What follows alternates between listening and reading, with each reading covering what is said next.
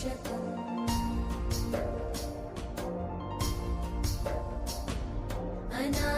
अनायकैकनायकं विनाशिते भदैत्यकं नताशुभाशुनाशकं नमामि तं विनायकम्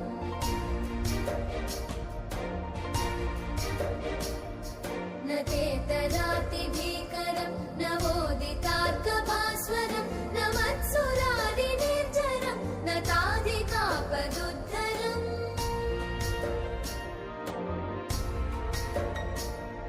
सुरेश्वरं निधीश्वरं गजेश्वरं गणेश्वरं महेश्वरं तमाश्रये परात्परं निरन्तरम्